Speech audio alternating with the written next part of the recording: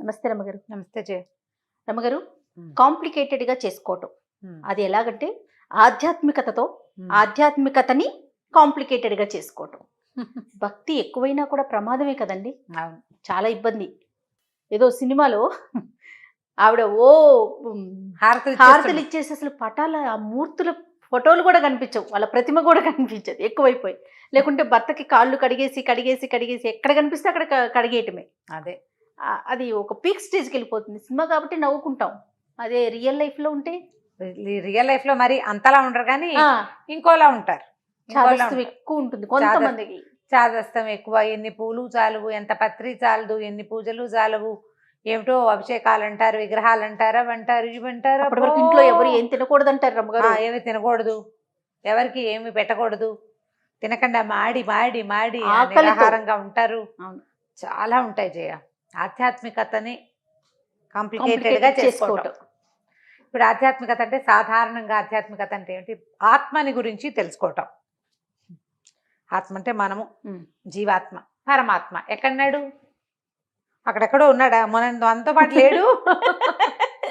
ఆత్మ జీవాత్మతో పాటు పరమాత్మ ఉంటేనే ఈ దేహం ఉంటుంది. అంతే. కానీ జీవుడు కాదు ప్రవేశిస్తాడు. రమ్మగారు, ఇలా కాంప్లికేటెడ్‌గా ఆలోచించే వాళ్ళు ఏం చేస్తారు? ఆయన ఎక్కడో ఉన్నాడని చెప్పి ఆయనకే కదా చేసేస్తూ ఉంటారు. చేసేస్తారు. భగవంతుణ్ణి తెలుసుకోవటమే భక్తి. అంతే. భక్తి అంటే నువ్వు పూజ చేయడం, అభిషేకం చేయడం, ఏమిటో రకరకాల విగ్రహాలు పెట్టుకోవడం, పటాలు పెట్టుకోవడం, బోల్డంత చేయటం, బోల్డంత వ్యవహారం కాదు. ఇదంతా ఏంటి? ఈ కర్మలు అవసరం మనకి భగవంతుణ్ణి తెలుసుకునేందుకు.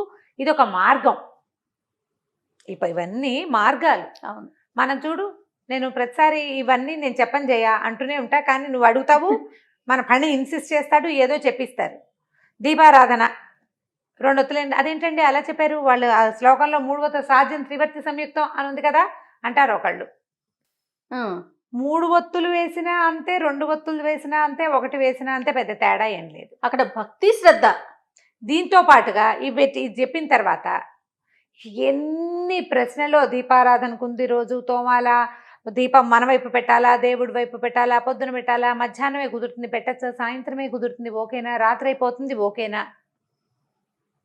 దీపం అనగానే ఒక 100 ప్రశ్నలు. అదైందా? తర్వాత పళ్ళు, ఈ పళ్ళు కొన్ని పళ్ళు పెట్టండి అనగానే అవి ఎందుకు పెట్టకూడదు, ఇవి ఎందుకు పెట్టాలి, ఇవి ఎందుకు పెట్టాలి, ఫలానా దాంట్లో ఫలానా పేరు ఉంది కదండి, అదెందుకు పెట్టకూడదండి అని మళ్ళీ దాని మీద పోనీ ఏది పెట్టాలి ఏది పెట్టకూడదు అనేది ఒక సంశయం, ఎలా చేయాలని ఒక సంశయం. ఆవిడెవరో నన్ను అడిగారు, అంటే ఇప్పుడు నేను ఇలా పబ్లిక్లో చెప్పేస్తున్నాను ఆ విషయం. పత్తి ఒత్తులు ఎప్పుడు చేసుకోవాలి అని. ఒత్తులు చేసుకోవడానికి కూడా పూర్వకాలంలో ఒక నియమాలు ఉండేవి. నా వరకు నాకు తెలియదమ్మా, 100% ఇది నిజం నేను చెప్తున్నా, ప్రత్యక్షంగా స్క్రీన్లోనే ఆన్ స్క్రీన్ చెప్తున్నా. ఒత్తులు ఇప్పుడు పత్తిలో విత్తనాలు తీయటానికి ఒక ప్రత్యేకమైన రోజులు, ఒత్తులు చేసుకోవడానికి ప్రత్యేకమైన రోజులు ఉన్నాయిట. నాకు తెలియదు. ఆవిడ అడిగారు నన్ను, నేను ఆవిడకి నాకు తెలియదమ్మా ఇది అని చెప్పా. ఇప్పుడు కూడా అదే చెప్తున్నా. ఇంకా తెలుసుకుని ఏం చేస్తామమ్మా? భగవంతుడిని తెలుసుకునే ప్రయత్నం కదా మనం చేయవలసింది కదా. మనం పుస్తకాలు చదువుకుంటామా? లలితా శాస్త్రం, ఆ బ్రహ్మకీట జనని వర్ణాశ్రమ విధాయిని, అది స్తోత్రం. లలితా శాస్త్రం చదివేస్తాం. ఆ బ్రహ్మకీట జనని అంటే బ్రహ్మము నుంచి కీటము వరకు, అంటే పిపీలి కాదు బ్రహ్మవరద, చీమ నుంచి బ్రహ్మ వరకు జననివి నువ్వే. ఒక్కమ్మకి పుట్టాము మనం అందరం కదా. నువ్వు నేను, పిల్లి పిచ్చుక, మేక, గొర్రె, చేప, సమస్తము ఒక జనని వల్లే జన్మించాం. వర్ణాశ్రమాలని ఆవిడే పెట్టింది. మరి ఇప్పుడు ఒకే అమ్మకి పుట్టిన వాళ్ళకి ఎందుకు తేడాలు? ఇన్ని ప్రశ్నలు ఎందుకు ఇన్ని ప్రశ్నలు? పైగా నీకు బోల్డ్ అన్ని తేడాలు, మనకి భగవంతుడికి ఆ తేడాలు ఏం లేవు. భక్త కన్నప్ప మాంసాహారం పెట్టాడు, అలాగని నువ్వు మాంసం పెట్టమని కాదు. అతనున్న పరిస్థితి, అతని జీవన విధానం, అతను తినే విషయంతో పాటు అతని భక్తికి ఇదేమిటంటే, నేనేం తింటానో అదే నా దేవుడికి మంచిది చేసి పెడతానని చేసి పెట్టాడు. ఆయన అంత సహృదయంతో పెట్టాడు కాబట్టి స్వామి స్వీకరించాడు. మనకి కూడా అలాంటి హృదయం ఉండి మనం పెడితే స్వీకరిస్తాడేమో. ఇప్పుడు నీకు అనుమానంతో నువ్వు పెట్టకూడదు కదా. భక్త కన్నప్పని అట్లాగే చేశాడు. ఏనుగు రత్నాలు తెచ్చిపెట్టేది, ముత్యాలు తెచ్చిపెట్టేది ఒప్పుకున్నాడు. సాలెపురుగు వచ్చి గూళ్ళు కట్టింది ఒప్పుకున్నాడు. అంతే. నీళ్లు తెచ్చి పోసేది ఏనుగు, ఇంకోటి వచ్చి ఇంకోటి ఏదో పోసేది. ఈ కథలన్నీ వింటామా మనం? భగవంతుడికి తేడాలు లేవు, మనం అందరం సమానమే ఆయన దృష్టిలో. ఆయనకి కావాల్సిందేంటి? నీ అభిషేకం వద్దు, నీ లోపల ఉందే అది కావాలి. నువ్వు లోపల సరిగ్గా ఉండు. నువ్వు బయట చేసేది ఒక తాత్కాలికమైంది, భగవత్ సేవ చేస్తానన్న ఒక సంతృప్తి కోసం చేసుకుంటాం మనం. అది దాని మీదే వందల ప్రశ్నలు. ఉపవాసం చేయొచ్చా, పొద్దున్న చేయొచ్చా, మధ్యాహ్నం చేయొచ్చా, ఉప్మా తినచ్చా, తినకూడదా, ఏమీ తినకూడదండి అని ఒకళ్ళు. నేను ఎప్పుడైనా చదువుకోండి స్తోత్రం ఏదో ఒక సమయంలో అంటే, అబ్బే అలా చదువుకోకూడదని ఒక ఆవిడ చెప్తారు. అంటే ఆవిడంటే సోషల్ మీడియాలో కాదు, ఫ్రెండ్స్, అబ్బో అన్నం తిన్నాక స్తోత్రం చదివితే తప్పు. వాళ్ళకి ఇంకెప్పుడూ కుదరదు. ఆవిడ పొద్దున్నే అన్నం తినేస్తుంది, ఆ తర్వాత సమయం దొరుకుతుంది, ఏదైనా చదువుకుందామంటే వాళ్ళు ఎవరో తప్పన్నారు, ఇప్పుడు ఏం చెయ్యాలి? అదొక ప్రశ్న. అదో ప్రశ్న. ఈ కుశంకలు ఎందుకు రేస్తాను? ఎవడికి చాతొచ్చిన భక్తి రకంగా వాడు చేసుకుంటాడు కదా. కాదు రమ్మగారు, ఆయన దృష్టిలో పక్షులు ఒకటే, జంతువులు ఒకటే, మనుషులు ఒకటే, అందరూ ఒకటే, అందరం సమానమే. అందరి భక్తిని ఆయన స్వీకరిస్తాడు పరమాత్మ. అవును. మరి అలాంటప్పుడు ఇన్ని అనుమానాలు ఎలా వస్తున్నాయి రమ్మగారు? దీంతో చాలా కాంప్లికేటెడ్ గా చేసేసుకుంటారు. ఇలా చేయొచ్చా, చేయకూడదా అనుమానం. అనుకో, వచ్చిన వాళ్ళు ఎవరో ఉంటారా, వాళ్ళు వచ్చి ఏదో ఒకటి చెప్తారు. భయం వేస్తుంది అంటారు. భయం వేస్తుంది, తప్పేమేమో, దోషమేమో, పొరపాటు చేశామేమో అని అనిపించేస్తుంది. అనుమానాలు, భయాలు, కుశంకలు. ఒత్తులు, దీపారాధన, దీపం పెట్టుకోవాలి. ఏ నూనెతో? ఏదో అడిగావు ప్రశ్న, ఏదో నువ్వుల నూనె చెప్పాం. పప్పు నూనె, మామూలు నూనె. అంటే ఇప్పుడు మనం ఎలా తీసుకుంటున్నామంటే, పూర్వకాలం మన పెద్దలు ఏది ఆచరించారో, మనందరికీ ఎక్కువ పర్సంటేజ్ ఎవరికి అందరికీ తెలిసిన విషయం ఏదుందో అది చెప్తున్నాం, అది చెప్పుకుంటాం. ఎవరైనా అంతే, ఎవరైనా అంతే. ఇప్పుడు దీని మీద 100 ప్రశ్నలు, దాని మీద మళ్ళీ మన అడగటం కాదు, వాళ్ళలో వాళ్ళే అడిగేసుకుని, వాళ్ళు అంటే అబ్బాయి అలా చేయకూడదు, ఆవునేతితోటి చేయాలి, అబ్బాయి అలా చేయకూడదు, ఇదే దీంతో చేయాలి, అదే పెట్టాలి, ఇవే పెట్టకూడదు, అది పెడితే అది, ఇది పెడితే ఇది. ఏది పెట్టినా జీవిత గమనం మార్పు లేదు, మరణం తథ్యం, ధర్మాచరణ ముఖ్యము. నువ్వు ఎలా పుట్టేవో, దేనివల్ల జన్మించావో దాన్ని గౌరవించు, దేనితోటి జీవిస్తున్నావో దాన్ని గౌరవించు. ఈ మధ్యలో ఉన్న నాటకం ఉంది చూసావా, నీకు కుదిరినట్టు ఆడుకో, చేతొచ్చినట్టు ఆడు, కుదిరినట్లు చేతొచ్చినట్టు మానేయకు, చెయ్యి. దాని మీద శంక పడకు, ఇతరులని శంకించద్దు, ధైర్యంగా చేయటమే. చేసే అబ్బే అభిస్తారేంటండి, ఆ పళ్ళు ఇవ్వకూడదండి, అది వేస్తే మంచిది కాదు. ఇందులో మళ్ళీ ఇంకా కొత్త కొత్త దిక్కుమాల సిద్ధాంతాలు అవేమిటో మరి నాకు తెలియదు, నేను ఎప్పుడు వినలే. ఒకళ్ళ అమ్మాయి, ఒక పాప పెద్దదైంది, వాళ్ళ ఇంట్లో పూజలు అవి చెయ్యరు, ఏదో మడి మైల అన్నీ కలుస్తాయి, మైలు కలిసిపోతుంది, పిల్లలు కూడా చెయ్యడం చేస్తారు. వీళ్ళ అన్నయ్య వాళ్ళు వేరే ఊళ్ళో ఉన్నారు, మేము పూజ చేసుకోవచ్చా అని ఆవిడ అడుగుతారు. అన్నయ్య వాళ్ళ చేసుకోవచ్చమ్మా అని మనం రాస్తే, అబ్బే మీరు చేసుకోవడానికి పనికిరాదు, పురుడు వస్తే పనికిరాదు. కాదు రమ్మగారు, ఇక్కడ ఉన్న ఇంట్లో మైలుంటే అన్నయ్య ఇంట్లో ఎందుకు చేసుకోకూడదు? అదే అవి ఎప్పుడు చేస్తారు? జాతా శౌచం, వృతా శౌచం అని 2 అశౌచాలు ఉంటాయి. పుట్టినప్పుడు వచ్చే అశౌచం ఒకటి, పిల్లలు పుడితే పురుడు వస్తుంది. ఆ పురిటి 10 రోజులు వీళ్ళ ఇంటి వాళ్ళ అన్నదమ్ముల వాళ్ళు వీళ్ళంతా దేవతార్చన చేసుకోరు. వృతాశౌచం మరణించినప్పుడు కూడా అంతే కదా. అయితే ఈ అశౌచాలు 11 రోజులకి అశౌచం తీరే కుటుంబాలు కొన్ని ఉంటాయి. 7వ రోజునే నీళ్లు పోసేసి ఉయ్యాల్లో వేసేసే వాళ్ళు కొంతమంది ఉంటారు. ఇప్పుడు దీన్ని అందరికీ ఒకటే చాపచుట్టగా చెప్పలేం కదా మనం. ఎవరెవరి ఇళ్లల్లో ఉన్నది వాళ్ళు ఎవరింట్లోనో పురుడొచ్చింది, మా అక్కయ్య వీళ్ళింట్లో అంటే వాళ్ళ కజిన్స్ ఇంట్లో పురుడొచ్చింది, మా ఇంట్లో మంగళహారతి పట్టుకోవచ్చా? ఇలాంటివి ఎన్ని అనుమానాలు. అసలు ఇదేది వీటిలలో ఏ ఒకటి బ్రీఫ్గా కరెక్ట్గా ఎవ్వరికి తెలియజేయాలి. ఎవరో ఒకళ్ళు చెప్పేస్తూ ఉంటారు, మనల్ని అడుగుతున్నారనేది కాదు. మీకు వీలైతే మీరు చెప్పగలిగితే చెప్తారు, లేకుంటే లేదు, అది అసలు సమస్య కాదు. కానీ వారే ఎన్ని క్రియేట్ చేసేస్తారు. పోనీ అలాగని నువ్వు పూర్వకాలపు సిద్ధాంతం ఒకటైనా పాటిస్తున్నావా? మనం చేసేది పాటించము, చెయ్యలేకపోయేదాన్ని పాటించాలని కోరుకుంటున్నాము. నిజంగా చేయవలసిన విధి విధానాలేమో చేయడమే లేదు. ఏది పాటించగలుగుతున్నాం ఈ రోజుల్లో? మనకేం కుదరటల్లా.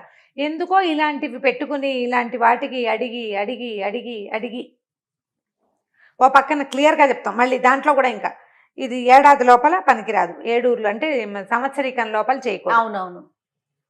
మా అత్తగారు పోయి 8-9 నెలలు అయిందండి. మరి మా మామగారికి పూజ చేస్తే ఇష్టం, నేను చేయొచ్చా? ఓ పక్కన చేయకూడదు అని చెప్పామా? ఈ ప్రశ్న ఎందుకు వేస్తున్నట్టు చెప్పు. అవును. చేయాలని నీకు చేసేసుకోవాలని ఉంది, పూజలు చేసేసుకోవాలని ఉంది. ఒక సంవత్సరం చనిపోయిన వాళ్ళ గౌరవార్థం ఆకూడదు, ఓ పక్కన చెప్పింది మళ్ళీ అడుగుతారు. దీన్ని కూడా కాంప్లికేటెడ్ చేసుకోవటమే కదా. ఇప్పుడు 5-6 అడిగారు, ఏముందండి ఈ రోజుల్లో చేసుకోవచ్చని ఎవరో నాబోటక్కాయ చెప్పింది అనుకో, వీళ్ళు చేసేస్తారు, వాళ్ళు చెప్పారంటారు, వాళ్ళ మీద తోసేస్తారు. అంతే కదా జరిగేది. అవును రమ్మగారు. కానీ ఇంట్లో ఉన్న పెద్దవాళ్ళని అడగరంటారా? అయ్యో చాలా మంది అడగట్లేదు. కాదు రమ్మగారు, మనం అడుగుతారు అంటారు. అడుగుతారు. నేను ఎప్పుడు నా పాయింట్, మీ ఇంట్లో పెద్దవాళ్ళని అడగండి, వాళ్ళు చెప్తే అది చెయ్యండి అంటారు. నేను అదే చెప్తా. రెండోది మీ గురువు గారిని అడగండి, ఆయన ఏం చెప్తే అది చేసుకోండి. సోషల్ మీడియా గురువు కాదు, సోషల్ మీడియా పెద్దది కాదు అని పదే పదే చెప్తాను నేను. సోషల్ మీడియాలోనే మనం ఒకరిని గురువుగా భావిస్తే వారినే ఫాలో అవ్వండి, ఒకరిని అవ్వచ్చు, అదేం తప్పేం కాదు. మంచి మాట, మనకెవరు దొరకలేదు, ఇక్కడ ఒకళ్ళని వింటున్నావు, చాలా నచ్చింది, మన మనసుకు ఆహ్లాదంగా ఉంది, వాళ్ళు చెప్పిన పాటిస్తుంటే మనకు బాగుంది, పాటించండి, ఒకళ్ళని తీసుకోండి. అందరూ పెద్దమ్మలే, అందరూ పెద్దనాన్నలే, అందరూ మావయ్యలే, ఇదే ఎలా కుదురుతుంది? అలా కుదరదు కదా. అందరినీ చుట్టాలని చేసుకోకూడదు, ఎవరో ఒకళ్ళని పెట్టుకోవాలి. ఈ విషయానికి వెళ్ళి ఆ విషయానికి వాళ్ళని అలా అనుకోకూడదు. ఆధ్యాత్మిక విషయానికి ఒక్కళ్ళు. రమ్మగారు, మంచి జరిగితే అంటే ఏమీ జరగకపోతే అంతా ప్రశాంతంగా ఉంటే నా గొప్ప.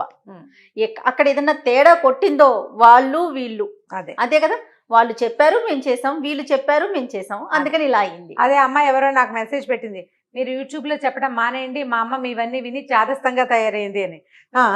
నాకు నవ్వు అయ్యో రామా. నేను ఒక్క విషయం చాదస్తంగా చెప్పాను, నాకు లేదు, నేను చెయ్యని ఏది ఎవరికి చెప్పను, చాలా జాగ్రత్తగా ఉంటాను. అసలు అలాంటి ప్రశ్నలే తీసుకురాదు సుమన్ టీవీ. అది జాగ్రత్తగా ఉంటాం. అయినా సరే ఇప్పుడు ఏంటంటే మనకు ఒక సమాధానం కావాలనుకో, నువ్వు ఎప్పుడు అడుగుతావు నలుగురిని?